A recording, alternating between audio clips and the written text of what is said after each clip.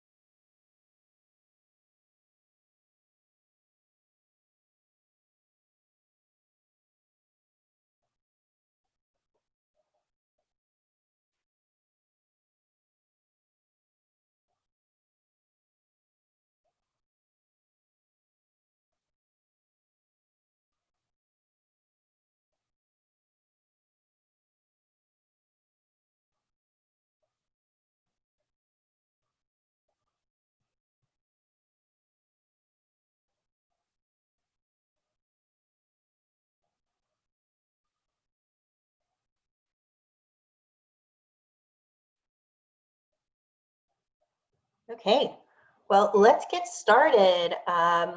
This is session 7, Know the Vote State Offices. For those of you who are new, we have been running civics sessions since probably about early September. I'm Jennifer Delk with the Community Relations team over at the League of Women Voters Austin area. I'm also a Travis County VDR. We'll be making use of the Q&A and the chat features. If you have any questions at all during the discussion, I'll take some pauses, but feel free to add questions to the Q&A and you can add comments to the chat. A little bit about the League of Women Voters. We are open to everybody. It's a nonpartisan political organization that encourages the informed and active participation of citizens in government. We also influence public policy through education and advocacy. You may have seen us out in the streets or on the internet going over voter registration, doing Get Out the Vote. We publish the Voters Guide, and those go up on vote411.org. Talk a little more about that later. We've run candidate forums, and we do high school voter education and registration. We do policy presentations, and this season we're doing civics education programs specifically around the public knowing the vote. So today we're talking about state offices. These are all the positions on the ballot. We'll go through each of these positions. I'll give you a little bit about what each of these people are supposed to do at their job, what they've been elected to do at their job qualifications, and a little bit on how to research these candidates. So for starters, this is what the Texas state government looks like. It's a lot like the federal government in that it has three branches: the executive branch with the governor at the top. Then we have the legislative branch, which is going to be the House and Senate, and then the Texas Supreme Court. So we have positions within all of these areas on our ballot today. We're going to start off with the Railroad Commission. So this commission hasn't handled the state's railroads since 2005.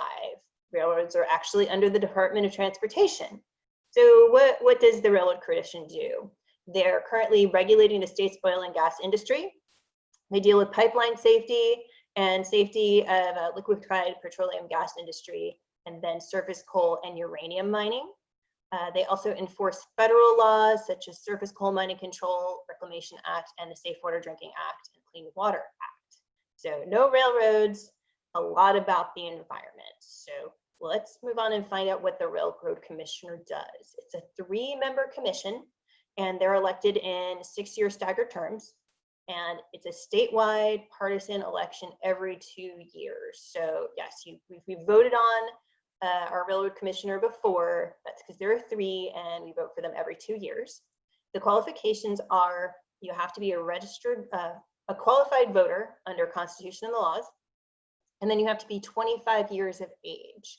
So things to consider when choosing a Railroad Commissioner would be training and experience. As mentioned before, they are responsible for both state and federal regulations, compliance, and enforcement. So you want to look for somebody who has a background in some of those industries or education in those industries. That is a good way to start in making a choice, in addition to looking up these candidates online and seeing who has endorsed them. You can check out what is happening in these industries and maybe look at environmental groups' opinions. Next up is the State Board of Education, also under the executive branch. They are responsible for setting things like curriculum standards, reviewing and adopting instructional materials that are used across schools statewide. They establish graduation requirements, and they manage the Texas Permanent School Fund, which is providing money towards public and secondary education in Texas. They appoint board members to military reservations and special school districts. They provide a final review of rules proposed by the state board for educator certification. And they also review and approve new charter schools. So we spent a lot of time going over a lot of things related to school districts in our previous education civic session. So let's look at what the State Board of Education members' qualifications need to be. For starters, it's a 15-member board, and they serve a 4-year term. This is going to be an unpaid position elected by district in partisan elections. So as far as what they're allowed to do is that they cannot hold other public offices. And you're not allowed to serve on the board if you're a registered lobbyist representing interests relevant to the board. And so, as we mentioned before, there's a lot of things that the board covers. So that's something to check out when you're researching these candidates to make sure that there's no conflict of interest. Other requirements: a lot of the district-wide positions require a residency. So in this case, you have to live in your district for at least 1 year as of election day, and they need to be registered to vote in their district. So why would you want to have somebody live in the district? Well, you your representative is representing you, so you'd want them to live within your district in order to understand what the interest of the citizens of your community want. Things to consider when choosing a state board of education member: training and experience.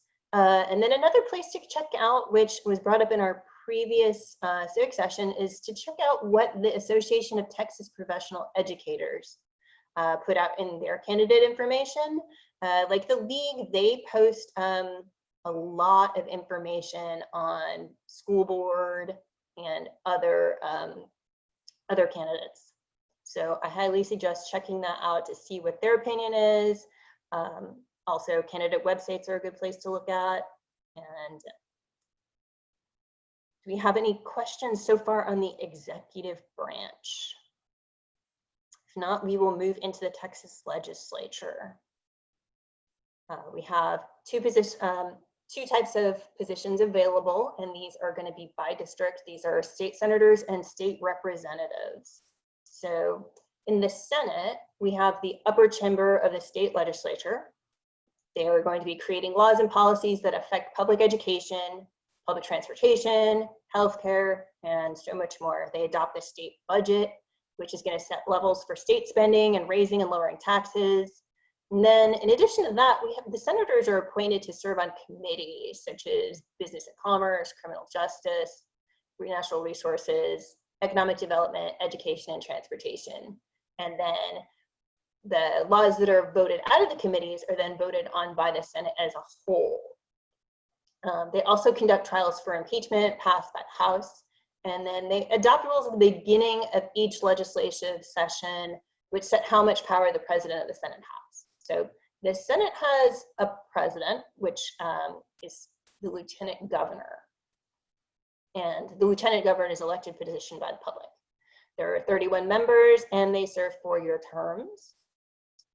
The qualifications are that you must be a U.S. citizen. You have to be 26 years old before the general election, and then a 5-year resident of Texas before the general election, and then a district resident for 1 year prior to the election. So one thing that you'll notice with the last couple of positions is that they have residency and citizenship requirements, but not much else. So a lot of what you're going to use to select your candidate is going to be based on what they're supposed to be working on at their job. So, if they are, creating laws and policies related to public transit, healthcare, you'd want someone that would have some sort of knowledge of these things and maybe how to write policy, etc. So the House of Representatives is next. That's the lower chamber of the state legislature. They're also creating laws very similar to the Senate.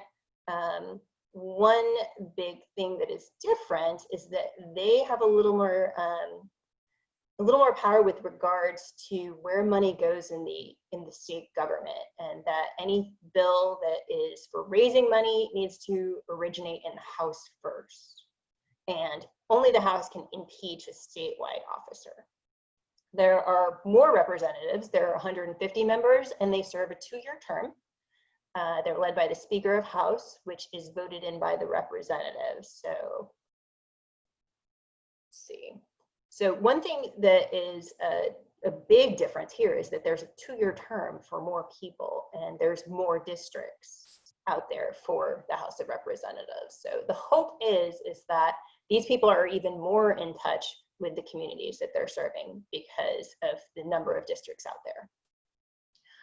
Qualifications, very similar. U.S. citizen, 21 years old before the general election, 2-year resident of Texas before the election, and then they have to live in their district at least 1 year prior to the election. So a couple of things related to the structure and function. Representatives have both a district office and a capital office, and the legislative session, as in like their working year, is every odd number year for half the year almost. So they are working in the state capitol office for about 6 months.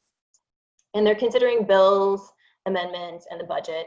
And basically it works exactly the same as the federal government, where a bill has to be introduced in a committee, passed by a committee, then it's passed on either the Senate or House floor, and then it's going to move over to the other side to get passed.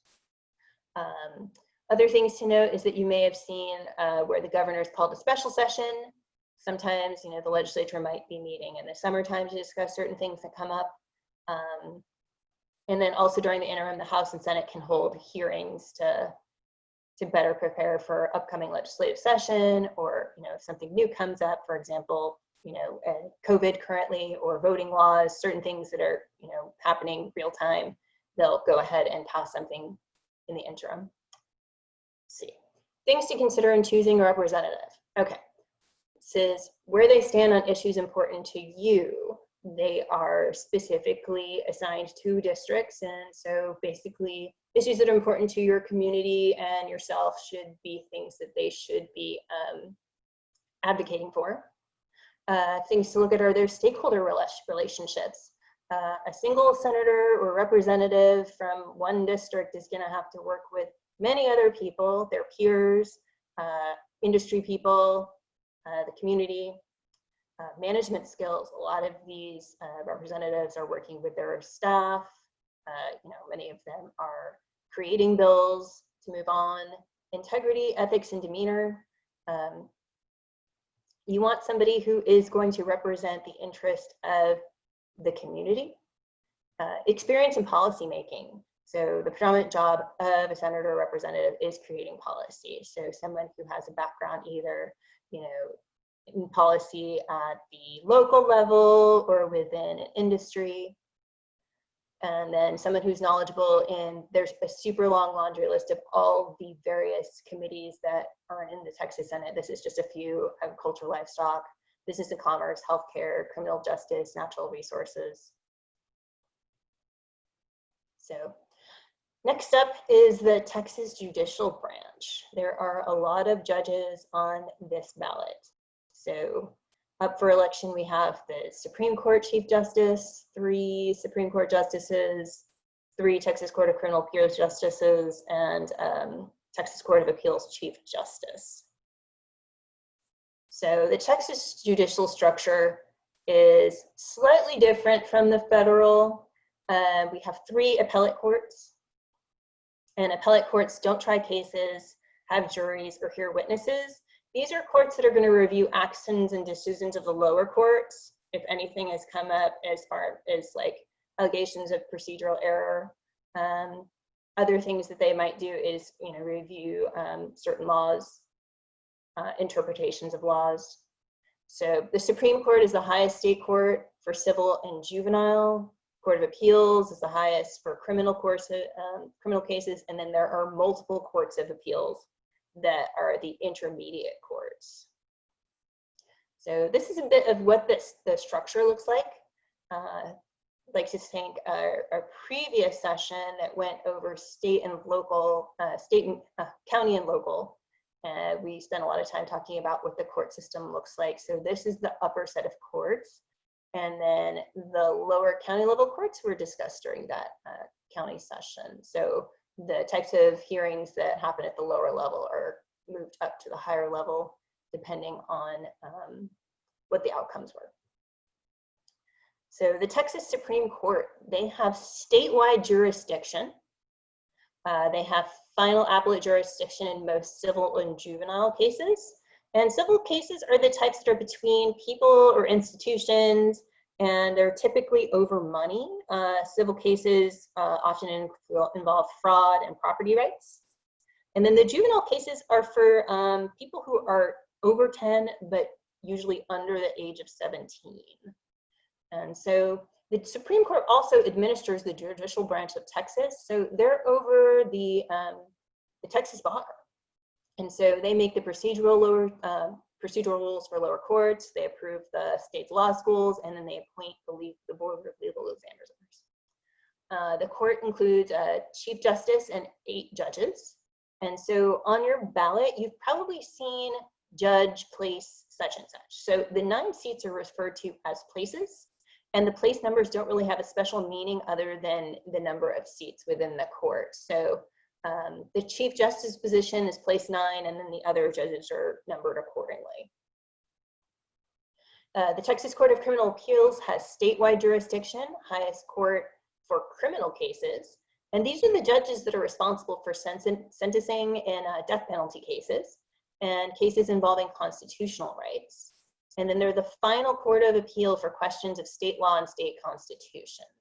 And then they hear automatic appeals in death penalty cases. The court also has a presiding justice and 8 judges, and the same numbering for the candidates on your ballot. So they will be labeled as places. The courts of appeals, those are intermediate courts. Those are the ones that are going to be right above your county courts for most things. There are 14 courts with about 80 judges, and they have regional jurisdiction. So slightly different than the other positions, which were statewide. And so the court has between 3 and 13 judges, and they hear cases in panels of usually 3.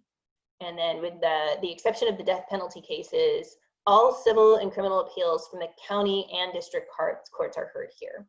And each court has a chief justice and at least 2 other justices. And the specific number ranges from about 3 to 13. And currently there are 80 justices for those courts right now.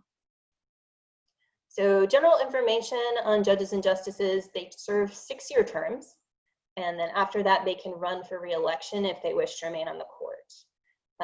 We have statewide elections for the Supreme Court and Criminal Court of Appeals. The district elections are for the appeals court judges, and these are all partisan elections. The minimal requirements, you have to be a citizen of the United States, hold state residency, be licensed to practice law in Texas, be older than 35 and younger than 74, and then practice law or been a judge for 10 years. So of all the things that we talked about today so far, this is the first one that actually has a specific requirement to the job that you had to hold prior to becoming a judge in one of these courts, and actually a license requirement as well. What do judges and justices do? Well, they make decisions that affect everybody, ranging from someone going to jail, to issuing warrants, to getting evicted, and owing someone money, to performing marriage ceremonies, and deciding whether a couple can adopt a child. And because of the powers they hold, like all persons elected as judges should know the law and treat people fairly. And then chief justices are generally responsible for the administration of the court. So each of the judges mentioned above, they would be responsible for their group of 9 in any sort of administration, operations, budget. Let's see. And this is the one position where there's actually some additional things to consider based on an association. So the American Bar, all of our judges have to be licensed to practice law. So according to the American Bar Association, they have listed that judges should uphold the rule of law. They should be independent and impartial. They should possess the appropriate temperament and character, and they should possess the appropriate capabilities and credentials.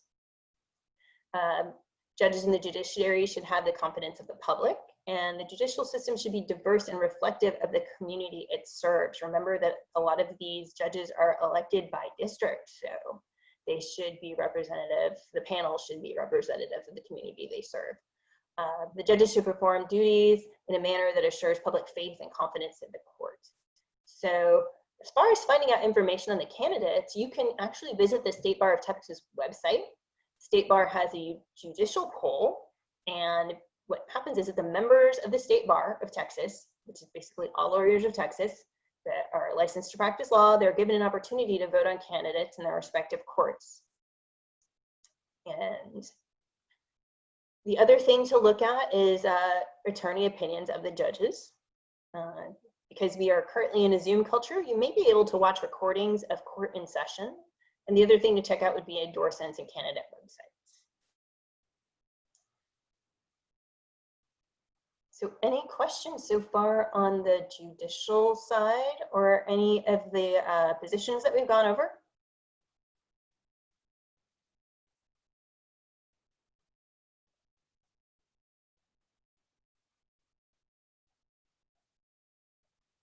Well, for those of you who are new to the Civics sessions, we have done 6 so far, and those are up on the League YouTube channel. And then I will close it out with, we are inching up to early voting. Early voting starts October 13th and runs through October 30th. And I would love it if you would all make your voting plan. Working on this presentation was part of my voting plan, learning a lot about what is happening in the state offices. Voting plan checklist. I hope that all of you are registered to vote. Texans, you need to be registered by October 5th to vote in this current election. Make sure that you grab the right ID, that you research your ballot, that you know your voting rights. If you need to request a mail-in ballot, the deadline is the 23rd. For the rest of you who are going to be voting in person, please check out your voting polling place on your county website. They'll have the most up-to-date information. Save the election protection hotline number. These are the people that you go to if you need help or an advocate at the polling location. And then lastly is to go ahead and mail or hand deliver your ballot or make a plan to vote in person. The League, as I mentioned before, puts out the voter's guide, and the voter's guide has candidate answers to our questions and a summary of the referendums and other voting information. We put out the League voter's guide on the October 9th in English, and as of the 13th, it'll be available in Spanish, Chinese, and Vietnamese. And the print version will be in the Austin Chronicle on the 16th. And lastly, we've been given another opportunity to fill out the census. If you haven't filled out the census, if you know a friend or family member who hasn't filled out the census deadline has been extended to October 31st. So go ahead and get that in the mail or fill it out online.